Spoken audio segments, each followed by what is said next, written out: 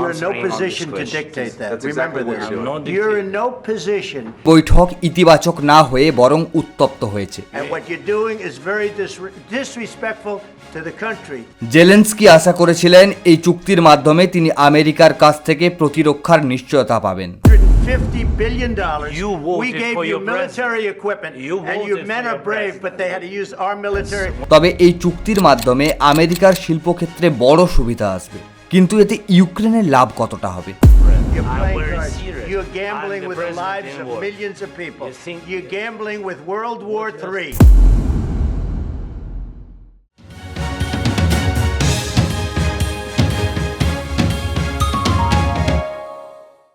নমস্কার বন্ধুরা, আমি বিকাশ, আপনারা দেখছেন তোমার আমার নিউজ।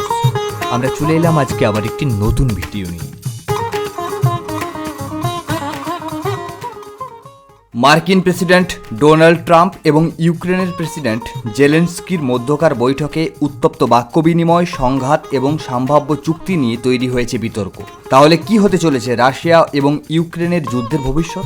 আসুন বিস্তারিত জেনে নিই আমাদের আজকের বিশেষ প্রতিবেদনে। $350 billion. You voted we gave for you your military president. equipment, You and your voted men for are your brave, president. but they had to use our military. What about West If again? you didn't have You our invited military me- equipment, you invited if me you to didn't speak. have our military equipment, white হাউসে অনুষ্ঠিত বৈঠকে মুখোমুখি বসেন মার্কিন president Donald Trump এবং ইউক্রেনের president Zelensky. তবে সূত্রের খবর এই বৈঠক ইতিবাচক না হয়ে বরং উত্তপ্ত হয়েছে। একাধিক বিষয়ে তাদের মতবিরোধ দেখা দিয়েছে প্রবল। জেলেনস্কি সরাসরি ট্রাম্পকে সতর্ক করে বলেন, রাশিয়ার প্রেসিডেন্ট পুতিনের প্রতিশ্রুতির উপর নির্ভর করা উচিত নয়, কারণ অতীতেও তিনি প্রতিশ্রুতি ভঙ্গ করেছেন। অন্যদিকে ট্রাম্প দাবি করেন আমেরিকা শান্তি চাই, কিন্তু ইউক্রেন সেই চেষ্টাকে বাধা দিচ্ছে। তাই জেলেনস্কিকে তিনি একনায়ক বলেও উল্লেখিত করেছেন। ট্রাম্প বলেছেন, আমাদের রেয়ার আর্থ মিনারেলস খুব দরকার, ওদের প্রচুর আছে। তবে এই চুক্তির মাধ্যমে আমেরিকার শিল্পক্ষেত্রে বড় সুবিধা আসবে, কিন্তু এতে ইউক্রেনের লাভ কতটা হবে তা নিয়ে সংশয় প্রকাশ করেছেন বিশেষজ্ঞরা।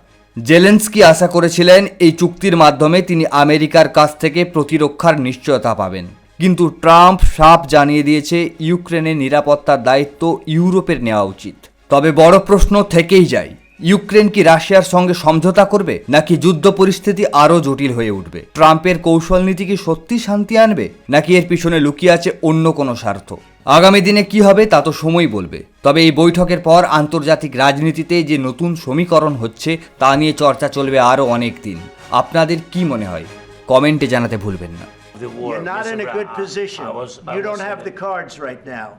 With us, you start having not playing cards. But cards. right now, you I'm don't. very Yeah, you're playing serious, cards. Mr. President. You're I'm playing very cards. serious. You're gambling I'm the with the president lives in of war. millions of people. You think- You're gambling with World War What do you- III. what do you think You're about? gambling with What do you World think War about? III. আমাদের আজকে দ্বিতীয় বিশেষ প্রতিবেদন, আমেরিকায় এক দেশ এক ভাষা, ইংরেজিকে জাতীয় ভাষা ঘোষণা করতে চাইছেন ট্রাম্প। চলুন জেনে নিই বিস্তারিত আমাদের আজকের দ্বিতীয় বিশেষ প্রতিবেদনে।